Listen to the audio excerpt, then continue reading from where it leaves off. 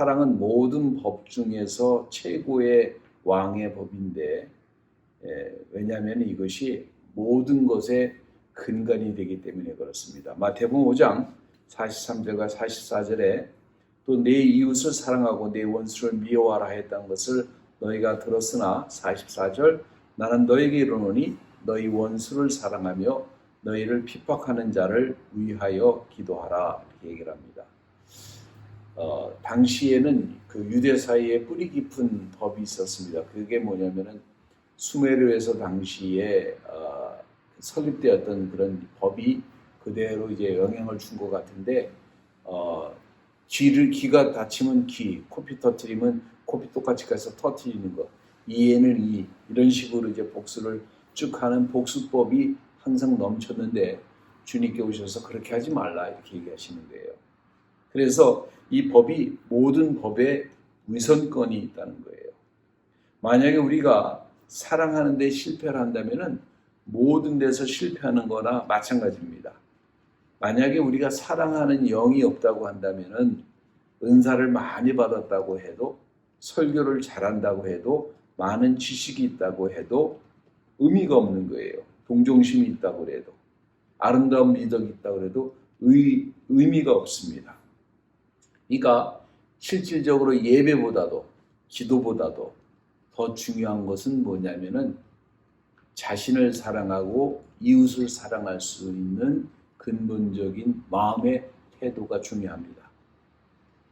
마태복음 5장 23절과 24절에 그러므로 예물을 제단에 드리다가 거기서 내 형제에게 원망 들을 만한 일이 있는 줄 생각나거든 예물을 제단 앞에 두고 먼저 가서 형제와 화목하고 그 후에 와서 예물을 드려라 이렇게 얘기를 합니다.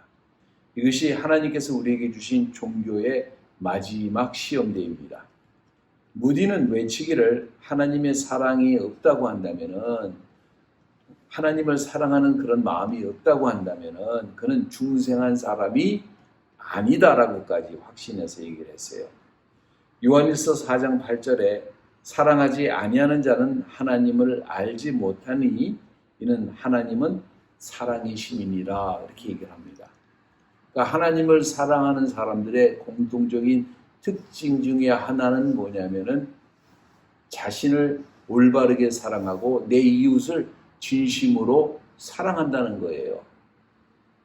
이것이 왕의 법인데 이것이 뭐냐면 우리를 행복하게 만들 수 있는 법입니다. 마태복음 7장 2절에 너희의 비판하는 그 비판으로 너희가 비판을 받을 것이요 너희의 헤아리는 그 헤아림으로 너희가 헤아림을 받을 것임이니라. 다시 말하면 사랑하지 않는 태도는 반드시 부메랑이 되어서 우리 자신에게 되돌아올 것이라는 것을 성경은 얘기하고 있습니다. 미움을 사용하는 사람, 증오를 사용하는 사람은 반드시 거기에 대한 대가를 그 본인 스스로 받게 돼 있어요. 남에게 말을 함부로 하고 저주를 내뱉고 막 행동을 함부로 하고 이렇게 하면은 뭐예요? 반드시 그것이 부메랑이 돼서 그 본인에게 상응한 대가가 올 수밖에 없다고 하는 사실입니다. 결국 다른 사람을 사랑하지 못하는 영은 자신의 인생에 독을 다 마시는 것과 동일한 결과를 가져올 수 있다는 거예요. 모든 사람은 궁극적으로 그가 자신에게 만든 환경 속에서 자신이 만든 그런 울타리 속에서 살게 되어 있다는 사실을 여러분 알고 계세요? 내가 가는 곳마다 어떤 영적 환경을 만들었는가 라는 것을 보면은 여러분이 어떤 성품의 소유자인지 알 수가 있어요. 여러분이 가는 곳마다 분쟁이 일어난다. 여러분이 가는 곳마다 갈등이 일어난다. 여러분은 분쟁하는 사람이고 갈등시키는 사람이에요. 문제가 없는 데 가면은 여러분이 가면 문제가 있다? 그럼 여러분 문제예요. 근데 여러분이 가는 곳마다 화합이 일어나고 여러분이 가는 곳마다 웃음이 일고 여러분이 가는 곳마다 서로 사랑하는 분위기가 인다? 그럼 그 사람은 뭐예요? 그런 종류의 사람인 것입니다. 그러니까 다시 말하면 여러분이 어떤 사람인지 여러분 스스로 여러분 환경을 돌아보면 알 수 있게 되는 거예요. 자, 사랑의 의미에 대해서 한번 살펴보겠습니다. 주님이 명하신 사랑은 어떤 사랑을 그러면 의미하는 것일까? 절대 이 사랑이요, 그냥 어머니가 아들을 사랑하듯이 동물적으로, 맹목적으로, 헌신적으로 막 내 새끼 하면서 사랑하는 그런 사랑일 수가 없어요. 확실한 것은 도덕적 배경이 없는 그냥 좋은 게 좋은 것이기에 그 사랑은 절대로 아닙니다. 진리 앞에 할 말이 없는 그런 사랑이 아니에요.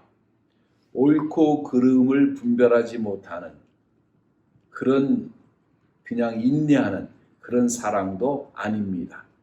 주님이 의미하는 사랑은 불평하는 그런 영도 아니에요. 자, 주님이 가장 원하시는 것은 그 사랑을 통해서 온전한 진리 앞에 나아가고 그 진리로 받은 그 은혜를 함께 나눌 수 있는 사랑을 지금 주님은 얘기하고 계시는 것입니다. 마태복음 7장 1절에 비판받지 아니하거든 비판하지 말라고 그러셨잖아요. 이게 쉽게 살아라 이런 것이 절대로 아니에요. 적당하게 매사에 미워하는 것 없이 누가 뭐라 그래도 그냥 바보처럼 웃고 살아라 이런 얘기가 아닙니다. 상대가 무엇을 하든 비판하지 말라 이 소리도 사실은 아니에요. 주님께서 시편의 글을 인용하신 글인 것을 여러분 알고 계세요? 시편 97장 10절에 여호와를 사랑하는 자는 악을 미워하라라고 얘기를 했어요. 그래서 각 개인에 대한 도덕적인 설득력을 주님에게만 맡기고 그냥 이해해주고 사랑해주라? 이것도 아니에요. 이런 거 절대로 아닙니다. 여러분은 예수의 신약을 버려서는 안 됩니다. 어떤 경우에든지 우리를 보는 눈은 날카로워야 돼요. 자, 오거스틴이 고백하기를 오 주님, 주님에게는 뜨거운 불 같은 사랑을, 친구에게는 사랑의 마음을, 자신에게는 강철 같은 마음으로 보게 하소서라고 얘기를 했는데 이런 겁니다. 뭐냐면은 주님이 우리에게 주시는 사랑은 성경에서 얘기하는 사랑은 신령한 자는 어떻게 하라고 그랬어요? 신령한 자는 비판을 할 수밖에 없습니다. 영적이지 않은 것, 잘못된 것, 그릇된 것을 보고 의분할 수 있어야 돼요, 사실은. 그러니까 맹목적인 동물적인 사랑이 아니라 그리스도의 사랑이라고 하는 것은 진리 안에서 사랑하는 것을 뜻합니다. 그래서 진리 안으로 인도하려고 하는 사랑. 이것이 뭐예요? 주님께서 원하시는 사랑이에요. 이 사랑은 어디를 가도 필요로 합니다. 어느 곳에 어디에 있든지 모든 사람은 사실은 다 사랑을 갈망합니다. 현대인도 마찬가지예요. 군중 속에 고독이라고 얘기를 합니다. 우리가 대도시에 살면서 수많은 서울 같은 데는 1,000만, 그때는 중국에 갔더니 1,000만 도시 우스워요. 2,000만 도시도 있어. 너무 많아요. 뉴욕 같은 데 가면은 거기 스테이하는 사람이 1,000만, 왔다 갔다 하는 관광객이 한 1,000만 봐요. 근데 거기서 뭐예요? 사람이 고독감을 느낍니다. 왜? 거기서 얼마나 지나가는 사람들이 나를 알고 나를 사랑하고 내 사랑할 수 있는 사람이 얼마나 돼요? 자, 삭개오를 한번 보겠습니다. 누가복음 19장 5절에 예수께서 그곳에 이르사 우러러보시고 이르시되 삭개오야 속히 내려오라 내가 오늘 내 집에 유하여야 하겠다라고 얘기를 합니다. 그러니까 삭개오가 얼마나 좋아해요. 그죠? 요한복음 4장 10절에 보면 예수께서 대답하여 가르치되 내가 하나님의 선물과 또 내게 물을 달라 하는 이가 누구인지를 알았더라면 네가 그에게 구하였을 것이요 그가 생수를 네게 주었으리라. 사마리아 여인에게 하시는 말씀이에요. 지금 내가 누구인 것을 네가 알았다라고 한다면은 그겁니다. 생수를 구했을 것이다.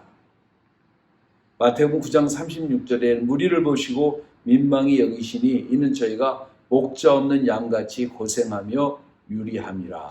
여러분, 이스라엘에 널려 있는 게 사두개인이고 바리새인이고 성직자들입니다. 근데 뭐라고 그래요? 무리를 보시고 민망히 여기시니 이는 저희가 목자 없는 양같이 고생하며 유리함이라. 마치 이들이 목자가 없는 것과 동일한 거예요.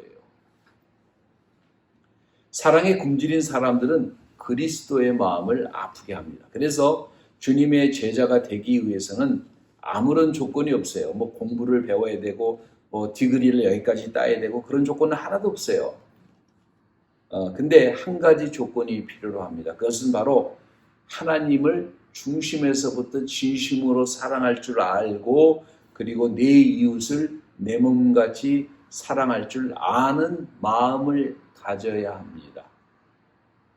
이 사랑하는 마음이 없으면요, 이게 성직자 같지가 않게 됩니다. 즉 언제든지 하나님을 믿는 사람은 누구든지 용서할 준비, 사랑할 준비, 회개할 준비가 되어 있어야 정상인 거예요. 이 세상은 사랑을 받고 싶어서 아주 몸부림을 칩니다. 주님에게 따르면 언제나 개인에게나 교회에거나 국가 간에도 이 사랑이 없다고 하는 것은 바로 사탄이적 역사이고 이것은 하나님의 적입니다. 이기주의. 이게 뭐예요? 사실은 적그리스도예요. 이 이기적인 태도는 육신의 죄와 비교해서 항상 사람들의 존중을 받는 그런 죄예요. 다 누구나 자기를 사랑합니다. 근데 자기를 사랑하는 것도 올바르게 사랑해야 되죠. 예수님의 때나 오늘의 때나 아주 똑같습니다. 이것이 육신적이든 마음속에서 범죄를 하든 주님은 불꽃 같은 눈동자로 우리를 보고 계신 걸 알아야 돼요. 계시록 1장 14절에 그 머리와 털의 희기가 양털 같고 눈 같으며 그 눈은 불꽃 같고 그랬습니다. 예수님의 눈빛이 뭐라고요? 불꽃같이 우리의 중심을 살펴보고 계시다는 사실을 알아야 합니다. 많은 죄를 주님은 용서할 수 있습니다. 그러나 사랑이 없는 마음은 용서할 수가 없어요. 자, 그럼 어떻게 사랑하느냐? 사랑하는 방법이 있잖아요. 바리새인들이 이렇게 얘기를 합니다. 마태복음 6장 11절 2절에 사람에게 보이려고 그들 앞에서 너희의 의를 행치 않도록 주의하라. 그렇지 아니하면 하늘에 계신 너희 아버지께 상을 얻지 못하느니라. 그러므로 구제할 때 외식하는 자가 사람에게 영광을 얻으려고 회당과 거리에 하는 것 같이 너희 앞에 나팔을 불지 말라. 진실로 너에게 이르노니 저희는 자기 상을 이미 받았느니라. 이렇게 얘기를 합니다. 자, 이들이 사랑을 베풀다고 했을 때 뭐예요? 누구 앞에서 사랑을 해야지 정상이냐면 믿는 사람은 하나님 앞에서 사랑하는 것이 정상입니다. 이 당시 이 마태복음에 있는 것은 사실은 뭐냐면 유대인들이 그 당시 세 가지를 보고 사람을 판단을 했어요. 구제를 어떻게 하나, 기도를 어떻게 하나, 뭐 이런 거를 보고 이제 사람들 판단했는데 사람들이 이 종교적인 사람들이 다 어떻게 사람들 앞에서 했어요. 헌금도 사람들 앞에, 기도도 사람들 앞에. 그래서 기도는 사람들 앞에 하는 거예요? 하나님 앞에 하는 거예요? 하나님께 하는 거예요. 자선도 누구 앞에? 하나님 앞에서 해야 되는데 누구 앞에서 해요? 사람들 앞에 나팔을 불면서 합니다. 그들의 사랑은 뭐냐면 쇼하는 거예요. 이것은 직업적으로 하는 아주 자연스럽지 못한 아주 공식적인 그런 사랑입니다. 이것은 심령에서 상대를 불쌍히 보고 궁일이 보는 그런 마음에서 나오는 것이 아니에요. 이것은 위조지폐와 마찬가지입니다. 이거는 가짜예요. 이거는 잘못된 것입니다. 이런 사랑을 하는 것은 주변 사람들이 인정하기가 쉬워요. 어우, 저 사람 봐. 어우, 야, 저 헌금을 저렇게 했는데. 어우, 저렇게 사랑하는 거 봐. 저렇게 희생하는 거 봐. 이게요, 사람은 속일 수가 있어요. 그러나 이것이 뭐냐면은 우리가 그 사복음서에서 우리가 시험편에서 배웠듯이 그리스도인은 퍼레이드를 절대로 하지 않습니다. 우리가 얼마나 누구를 희생하는지 헌신하는지 사랑하는지 퍼레이드를 하지 않습니다. 주님이 뭐라고 말씀하셨냐면 마태복음 6장 3절과 4절에 너는 구제할 때에 오른손이 하는 것을 왼손이 모르게 하며 내 구제함이 은밀하게 하라. 은밀한 중에 보시는 너희 아버지가 갚으시리라. 우리는 아버지 앞에서 행동을 하지 사람들 앞에서 행동을 해서는 안 됩니다. 고린도전서 13장 4절에 사랑은 오래 참고 온유하며 투기하는 자가 되지 아니하고 자랑하지 아니하고 교만하지 않는다고 얘기를 해요. 진정한 사랑은 강요당하는 것도 아니고 후원하는 것도 아니고 하나님을 가르친 믿음 가운데에서 우러러 나오는 것이고 한 사람의 삶을 긍휼히 여기고 불쌍히 여기는 마음에서 나오는 거예요. 이것은 예수를 믿는 믿음에서 나오는 것입니다. 마가복음 8장 23절에 예수께서 소경의 손을 붙드시고 마을 밖으로 데리고 나가사 눈에 침을 뱉으시며 그에게 안수하시고 무엇이 보이느냐 물으시면서 치료하시는 장면이 나옵니다. 여기서도 보면은 주님께서 이 소경의 눈을 치료하시는데 그 이유가 뭐예요? 그 소경이 불쌍히 여김을 하나님한테 받은 거예요. 그러니까 예수님이 보다가 이 소경이 참 불쌍하다고 느끼신 겁니다. 그래 치료해 주시는 거예요. 그래서 뭐라고 하냐면은 26절에 예수께서 그 사람을 집으로 보내시며 가라사대 마을에 들어가지 말라. 저를 경계하여 가라사대 아무에게도 이르지 말고 누가복음 5장 14절에 보니까 제사장의 내 몸을 보이고 내 눈에 또 내 깨끗함을 인하여 모세의 명한 대로 예물을 드려 저에게 증거하라. 이렇게 얘기한 것은 문둥병자가 당시에 정상적인 생활을 하기 위해서는 이 사람이 깨끗하다고 하는 그 증서 같은 거를 이 제사장이 허가를 해줘야 돼요. 이 사람은 깨끗해졌습니다. 왜? 문둥병이 있는 것을 체크하고 병이다 아니다 그 질병을 확인하고 격리시키는 의무가 누구에게 있었어요? 당시에 제사장에게 있었어요. 그러니까 제사장이 가서 네 몸을 보이고 질병이 치료받은 것을 알고 가서 정상적인 생활을 하기 위해서 그렇게 하라는 것이지 다른 뜻은 없는 거예요. 그분은 우리를 사랑하실 때 이런 식으로 사랑을 하십니다. 그러니까 뭐냐면은 이것을 알아야 돼. 다시 우리가 형제가 되어서 단지 형제를 알리기 위해서 하는 것이 아니라 우리를 향한 모든 것은 우리를 단지 사랑하셔서 행하시는 것입니다. 그러니까 누구에게 보이기 위해서 쇼처럼 행하는 그 사랑은요 얼마나 가치 없고 이 의무적인 사랑은 의미가 없는지 여러분이 그 주님이 하시는 사랑에 비해서 얼마나 초라한지 금방 깨달을 것이라고 저는 확신을 해요. 근데 사랑에는 사실은 사랑하기 굉장히 힘듭니다. 우리가 사랑이라고 하면 보통 연인 사이에 감정적으로 막 이렇게 사랑하는 것을 뜻하는데 그것도요 오래 못 가요. 호르몬 분비가 이렇게 나오는 게 있어서 그것도 뭐 한 6개월, 1년이면 다 끝난다고 그래요.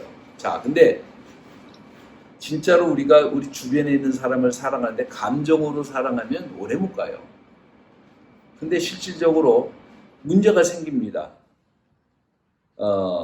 이 사랑을 어디까지 해야 되나? 항상 이것이 퀘스천이에요. 근데 주님께서 이렇게 말씀하십니다. 마태복음 22장 37과 40절에 예수께서 가라사대 내 마음을 다하고 목숨을 다하여 뜻을 다하여 주 너의 하나님을 사랑하라. 우리가 하나님을 어떻게 사랑하냐?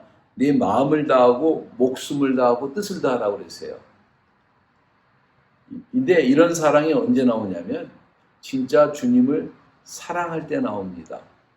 주님을 사랑하지 않는 사람은 절대 이런 내 마음을 다하고 목숨을 다하고 뜻을 다해서 주님을 사랑할 수가 없어요.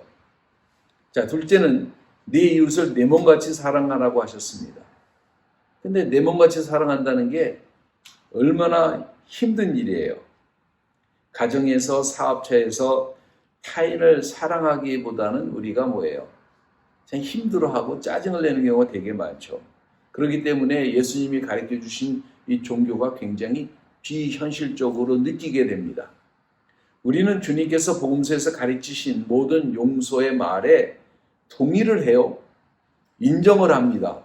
그리고 우리가 할 수 없는 것을 요구하시기 때문에 약으로 좌절하기도 해요. 자, 문제는 우리가 실정적인 삶의 현장으로 돌아가서 우리가 이렇게 삶을 실천하기가 굉장히 힘들다고 하는 사실이에요. 제자들도 많이 모이다가 보니까 처음에 서로 한 마음이 되기보다는 갈등도 많았어요. 누가 상석에 앉느냐를 놓고 서로 갈등을 내기도 합니다. 마태복음 18장 1절에 제자들이 예수께 나와 가로되 천국에서 누가 크나이까? 이게 뭐예요? 제자들이 보이지 않는 암투, 천국에서 가장 좋은 자리에 앉고 싶어하는 욕망이 있었어요. 여기도 꼭 경쟁자도 하는데 백을 쓰기도 합니다. 마태복음 20장 21절과 24절에 이 나의 두 아들들을 주의 나라에서 하나는 주의 우편에 하나는 주의 좌편에 앉게 명하소서. 이 엄마가 같이 다녔는데 엄마가 뭐냐면은 이 재물로 예수님을 많이 돕던 사람이에요.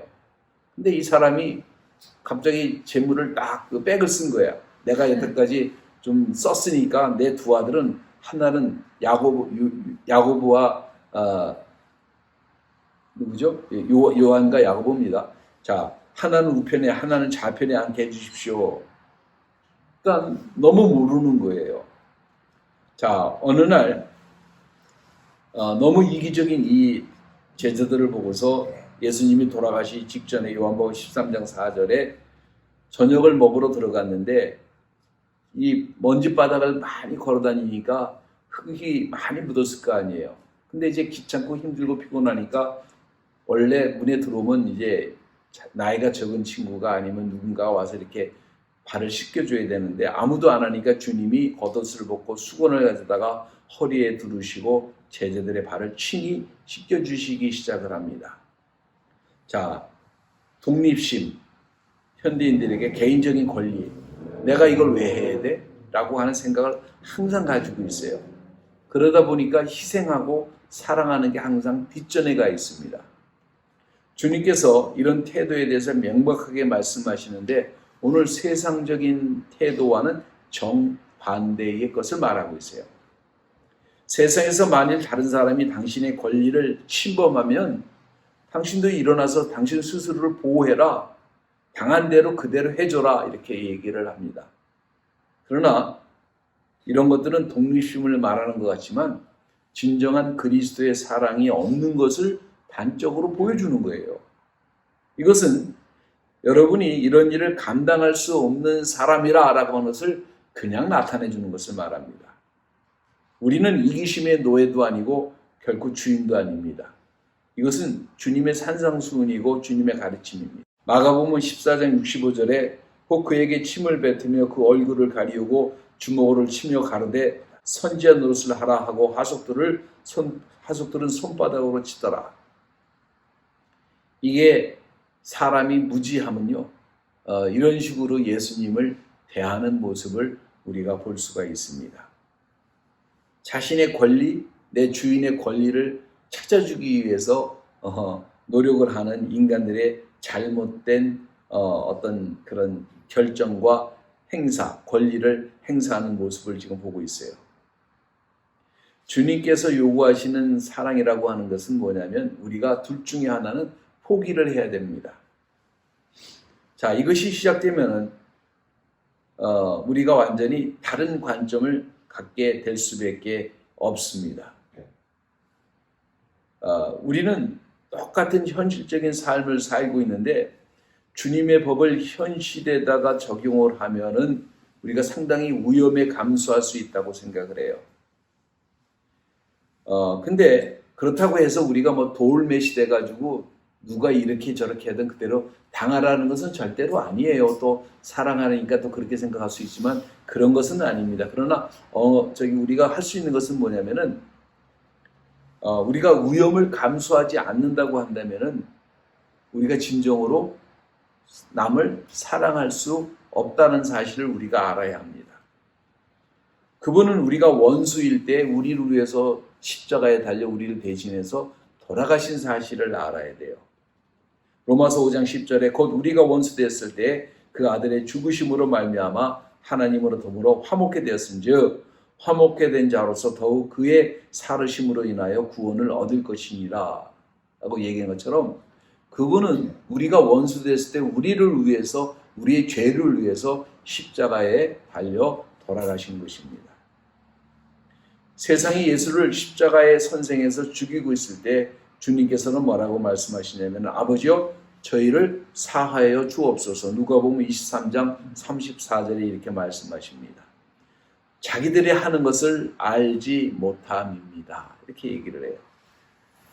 자, 이것이 뭐냐면은 이런 사랑을 행하는 것이 뭐냐면 우리 성도들의 어드벤처, 모험이에요. 챌린지입니다. 우리가 성도가 이 세상에서 주님이 하시는 사랑을 따라하는 것이 우리의 도전이에요. 주님께서 또 뭐라고 그러시냐면 누가복음 21장 12절에 이 모든 일 전에 내 이름으로 인하여 너에게 손을 대며 핍박하며 회당과 옥에 넘겨주며 임금들과 간장들 앞에 끌어가려니와 이런데도 불구하고 뭐냐면은 도전을 해라. 바로 사랑으로 우리가 도전을 하라라고 얘기를 하세요. 자, 그러면 얼마까지 우리가 사랑할 수 있을까? 한번 생각을 합니다. 사랑의 길이는 어떤가? 베드로가 이렇게 물어봅니다. 몇 번이나 사랑해야 됩니까? 얼마나 사랑해 줘야 됩니까? 마태복음 18장 21절과 22절에 그때 베드로가 나와 가로되 주의 형제가 내게 범죄하면 몇 번이나 용서해 주리까? 7번까지 하리까? 7번 해줄까요? 이렇게 얘기를 합니다. 제가 세상에서 예수님 안 믿을 때 딱 3번 해줬어요. 딱 3번 하고 그때 혼내줬는데 많은 애들이 왜 혼냄을 받는지 모르는 경우 되게 많았어요. 근데 제가 딱 세고 있어요. 하나, 둘, 셋. 7번까지 하니까 이게 뭐냐면 베드로의 마음이에요. 저보다 굉장히 관대한 분인 것 같아요. 7번 정도는 내가 용서해 주겠다. 그랬더니 예수님이 말하냐면은 7번이 아니라 70번씩 7번이라 또 할지니라. 이렇게 얘기를 해요. 자, 주님께서 말씀하시기 뭐냐면은 그러면 지금 뭐 7번에 70번에 7번이면은 490번을 용서해라. 그런 게 아니라 490번 용서하라는 게 아니라 한계가 없다라는 거죠. 주님이 너무 많은 것을 요구하고 우리가 생각하기에 무리한 것을 말씀하시는 것 같고 그렇지만 주님의 사랑에 대한 가르침이 현실적이지 못하다고 생각할 수도 있어요. 오늘 이 경쟁 시대에서 정말로 너무나 비현실적이라고 생각할 수가 있습니다. 사람들은 복음서의 현실성에 대해서 비난을 해요. 그러나 성도는 불가능한 일을 위해서 존재한다는 사실을 알고 있습니까? 마태복음 19장 26절에 예수께서 저희를 보시며 가라사대 사람으로는 할 수 없으되 하나님으로서는 다 할 수 있느니라 이렇게 얘기를 합니다. 사람들은 생각하기를 인간의 본성을 넘어서 너무 많은 것을 강요한다고 생각하는데 그분의 가르침은 인간적으로 불가능한 일이에요, 사실은. 그런데 주님은 성령이 우리에게 임하시고 함께 하시게 되면 인간적으로 이해될 것이라고 설명하고 말씀하신 성경 구절은 단 한 구절도 없습니다. 인간적으로 가능하다고 말씀하신 적도 없어요. 그런데 하나님이 함께 하시면 뭐예요? 이런 일들이 가능합니다. 우리 손영 목사님이라고 6.25 때 자기가 자식처럼 키우던 아이가 빨갱이가 돼가지고 그 자기 키운 목사님의 두 아들을 죽였어요. 그리고 나중에 군사재판 가가지고 걔가 사형당하게 생겼는데 목사님이 가서 남은 아들이라고 살려달라고 내 양자로 정식으로 내가 데리고 살겠다고 부탁을 해서 살려줬는데 그 친구를 양자로 세워가지고 끝까지 사랑해 주신 분도 있어요. 도저히 이해가 안 되는 거죠. 마태복음 5장 20절에 내가 너에게 이르노니 너희의 의가 바리새인과 서기관인보다 낫지 못하면은 결단코 천국에 들어가지 못한다고 얘기를 했어요. 그분이 우리에게 가르쳐준 믿음은 그 영광은 인간의 한계에 있지 않습니다. 이 갈릴리 사람은 우리 작은 가슴에 너무 큰 사람이셨더라고 웰리라고 하는 사람이 말을 했는데 이 사랑의 법은 사실은 십자가와 연관이 되어 있어요. 마태복음 16장 24절에 예수께서 제자들에게 이르시되 아무든지 나를 따라오려거든 자기를 부인하고 자기 십자가를 지고 나를 쫓으라고 얘기를 하십니다. 이 십자가를 받아들인 사람은 자기 자신을 십자가에 완전히 못 받고 그리고 용서 안 받고 그리고 사랑받는 사람으로 도저히 사랑하기 힘든 사람들을 사랑해주고 용서해주고 7번에 7번씩이라도 사랑해주고 감당하기 힘든 것을 하는 것. 이 십자가를 지는 것이 뭐냐면은 바로 우리 자신이어야 됩니다. 이 사랑은 갈보리의 십자가입니다. 제자들이 스승보다 나을 수 없고 종이 상전보다 나을 수가 없습니다. 우리 주님이 하신 그 길을 따라가야 됩니다. 자, 그러면 왜 우리가 이렇게 해야 되는가? 동기가 무엇인가? 주님은 사람들에게 무엇을 하라고 하실 때에는 현실에서 할 수 없는 힘을 주시고 항상 말씀을 해요. 명령하시면서 환경을 다 조성해 주십니다. 사랑의 법을 선포하시고 여기에 필요한 것을 공급해 주세요. 성경에서 세 가지 동기를 보면 필요한 존엄성을 나타내 주십니다. 사람의 남루한 옷을 보기는 쉽고 잘못된 문법을 찾기는 쉽고 타인의 실수를 보고 지적하기는 되게 쉬워요. 그러나 주님은 우리를 더 깊은 곳으로 인도해 주십니다. 모든 사람들은요, 하나님의 자녀가 될 수 있는 가능성이 있습니다. 그리고 하나님의 자녀가 된 사람들도 있습니다.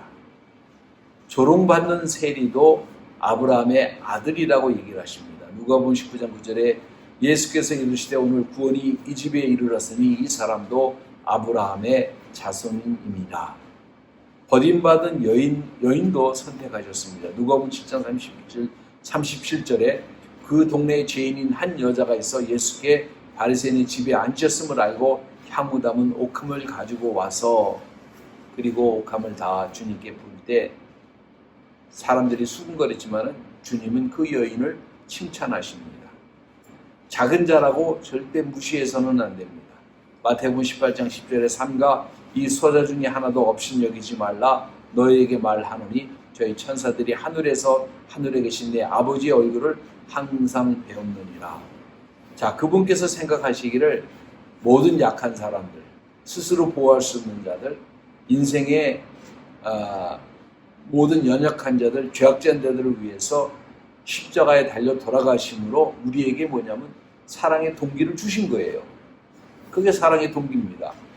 제자들은 매일같이 주님이 그 시간에 병자 고치고 약한 자를 위로하시고 죽은 자를 살리시는 것을 보고 알았어요. 갈보리에 왔을 때 그들은 이것이 주님의 사랑인 것을 깨닫기 시작을 합니다. 여러분은 사랑할 수 없는 사람을 사랑할 수 있습니까? 바로 이것을 위해서 주님께서 십자가에 달려 돌아가셨습니다. 국제 간의 평화의 동기도 여기에 있습니다. 평화를 믿지 못하는 사람들에게도 애국이 자신의 국가가 다른 나라의 위에 있는 것이라고 잘못된 생각도 자신의 권리를 어떤 대가를 치르더라도 보존하겠다는 사람들은 어리석은 죄를 범하고 있을 뿐만 아니라 사실은 십자가를 부인하고 있는 것과 동일한 것입니다. 주님께서는 십자가에서 사람을 사랑하셔서 돌아가셨어요. 이것이 평화의 길은 취미생활이 아닙니다. 주님께 대한 의무이고 이것이 십자가의 동기에 대해요. 마지막으로 주님은 사랑을 창조하셨는데 인간에게 성령을 주심으로 행하신 일이에요. 이제 베드로가 안 것은 이것이 그리스도 안에서 무조건적인 사랑이 요구된다는 것을 알게 된 것입니다. 날마다 주님과 함께하면서 배우면서 알게 되는데 이 불가능한 것이 가능하게 된 것은 단지 보고 배워서가 아니라 성령이 우리하고 함께 하심으로 우리가 죄인인 것을 깨닫게 하고 우리가 우리 자신을 죄 가운데 살아가는 불쌍한 존재인 것을 깨닫게 하고 우리 주변 사람도 동일한 마음을 품게 하고 그들을 그리스도께로 인도하려고 하는 동일한 마음을 주셨기 때문에 그 성령의 역사를 통해서 이것이 모든 게 가능한 거예요. 이 사랑은요, 능력이 있습니다. 약해 보이는 것 같고 무능력한 것 같고 쓸데없는 것 같고 그런 것 같죠. 그런데 우리 모두를 구원할 수 있는 것은 바로 사랑의 힘입니다. 누가복음 18장 11절에 바리새인은 서로 따로 기도하여 가로되 하나님이여 나는 다른 사람들 곧 토색, 불의, 간음을 하는 자들과 같지 아니하고 이 세리와도 같지 아니함을 감사하나이다. 이게 뭐냐면 대표적으로 사랑이 없는 종교의 모습이에요. 오늘날 종교의 모습입니다. 이 능력이 없는 종교는 한 영혼도 사랑할 수 없고 하나님 나라에 이끌 수가 없는 거예요. 여러분 왜 전도합니까? 교회에서 캠페인을 하니까 교인 수 늘리려고 전도해요? 굉장히 잘못된 거죠. 불쌍한 그 한 영혼을 하나님께로 인도하려고 하는 마음으로 하는 거예요. 예? 그러니까 이게 엄청나게 다르죠. 주님께서는 창기를, 세리를, 죄인을, 문둥병자를 도저히 이 세상에서 배타한 사람들 다 사랑해 주시고 구원해 주십니다. 만약에 베드로가 주님을 부인한 후에 세상에 이런 태도같이 주님의 태도가 이랬다고 한다면 우리가 아는 베드로는 존재할 수가 없어요. 주님의 사랑은 가장 잘못된 사람을 다시 주님의 품 안으로 되돌려 놓는 역할을 하는 것이 이것이 능력입니다. 이것이 사랑의 능력이에요. 사랑은 비평보다도 더 나은 약일 뿐만 아니라 더 훨씬 효과적인 것입니다. 이것은 구원의 능력이고 하나님의 약함이 사람의 강함보다 더 강하다고 얘기를 했잖아요. 그러니까 하나님이 뭐 약한 데가 있나 이렇게 생각하는데 하나님의 고린도전서 1장 25절에 미련한 것이 사람보다 지혜고 하나님의 약한 것이 사람보다 강하니라. 다시 말하면 사랑이 그런 거예요. 이 사랑에는 보상이 있습니다. 사랑은 누구를 사랑했기 때문에 그로 인한 보상을 누구에게도 사실은 요구할 수가 없고 요구하지도 않아요. 오직 더 깊은 사랑을 서로가 나누기를 원할 뿐입니다. 누가복음 17장 10절에 이와 같이 너희도 명령을 받은 것을 다 행한 후에 이르기를 우리는 무익한 종이라 우리의 하여야 할 일을 한 것뿐이라 할지니라 그렇게 얘기를 합니다. 이게 뭐예요? 복음이에요. 확실히 사랑 없이는 우리가 한 영혼을 수확할 수 없고 하나님께 드릴 수도 없고 그리고 거치고 비난하는 영으로는 세상에서 아무것도 얻을 수가 없고 용서하지 못하는 영은 용서받지도 못하고 누굴 용서할 수도 없어요. 그러나 우리가 진정으로 뭐냐면은 하나님의 일을 한 다음에 또 하나님 앞에서 우리는 뭐냐면은 내가 뭔 일을 했다고 자부할 수 있는 게 하나도 없는 게 내 힘으로 한 게 하나도 없기 때문에 무슨 그거를 바랄 수도 없는 거예요. 마태복음 18장 23절 24절 그러므로 천국은 그 종들과 해결하던 어떤 임금과 같으니 회개할 때 입만 탤런트 빚진 자를 하나 데려오매 그러면서 얘기를 하는데 자 여기서 보면요 누구든지 내 이름으로 이런 어린아이 하나를 영접하면 곧 나를 영접함이니 라고 마태복음 18장 35절에 얘기한 것처럼 사랑이 없는 영은 철저하게 배제되고 사랑이 없음이 누구를 배제시키고 만다는 사실을 알아야 합니다. 하나님과의 친교도 화해도 의미가 없어져요. 사랑이 없는 영이 대가가 있다면 당연히 사랑이 있는 것도 대가가 있는데 그 대가는 아주 풍부한 축복이 있어요. 주인이 가로되 내가 너에게 말하노니 물은 있는 자는 받겠고 없는 자는 그 있는 것도 빼앗기리라. 자, 사랑은 창조적이기 때문에 받는 그 자체가 다른 사람에게 사랑을 하도록 만들고 물 한 바가지도 반드시 그 대가가 있습니다. 여러분 그거 아세요? 하월드 휴즈라는 사람이 있죠. 하월드 휴즈가 그지처럼 하고 다니고 이상한 아주 기인이에요. 부자인데 어떤 사람이 이 사람이 불쌍해가지고 먹을 걸 나눠줬어요. 그랬더니 하월드 휴즈가 젊은이 언젠가는 내가 여기에 대한 보상을 해줄게. 그러더니 이 사람 하월드 휴즈가 죽은 다음에 이 자산의 16분의 1을 그 친구에게 줬어요. 우리가 나눈 이 사랑은요. 그렇다고 해서 또 하늘에서 어쩌다 벌어지는 일들을 나도 그렇게 되리라고 생각하고 하면 또 이건 아니죠. 우리가 반드시 물 한 바가지도 대가가 있다는 사실을 알아야 합니다. 마태복음 10장 42절에 누구든지 제자의 이름으로 이 소자 중 하나에게 냉수 한 그릇이라도 주는 자는 내가 진실로 너에게 이르노니 그 사람이 결단코 상을 잃지 아니하리라. 자, 왜? 형제 중에 가장 작은 자에게 우리가 이렇게 하는 것은 왜 그렇게 해요? 주님의 사랑을 받은 것을 우리가 주님 앞에서 되돌리고 싶은 마음으로 하기 때문에 이것이 주님이 받으시는 거예요. 용서하는 사랑을 행할 때에 바로 여러분의 자신이 누구를 용서한 것뿐만 아니라 여러분 자신을 하나님 앞에 용서함 받는 위치로 놓게 만든다는 사실이에요. 우리가 우리에게 죄진 자를 사해 준 것 같이 우리 죄를 사해 주옵시고 너희가 사람의 과실을 용서하면 너희 천부께서도 너희 과실을 용서하려니와 이렇게 얘기를 하십니다. 근데 사랑의 대가 중에 가장 큰 대가가 뭐냐면 바로 하나님 자신입니다. 요한복음 14장 23절에 예수께서 대답하여 가라사대 사람이 나를 사랑하면 내 말을 지키려니와 내 아버지께서 저를 사랑하실 것이요 우리가 저와 와서 거처를 저와 함께 하리라. 사랑하는 환경을 창조하는 사람에게는 하나님의 성령이 이미 임하고 계신 거예요. 그리고 그 영혼을 성전에서 하나님의 거처로 삼으시고 하나님이 영원히 거하실 것입니다. 그래서 하나님의 사랑은 위대한 것이고 그 사랑을 행하는 우리도 뭐예요? 같이 아름다워지는 거예요. 왜? 하나님이 함께 하시기 때문에 그렇습니다.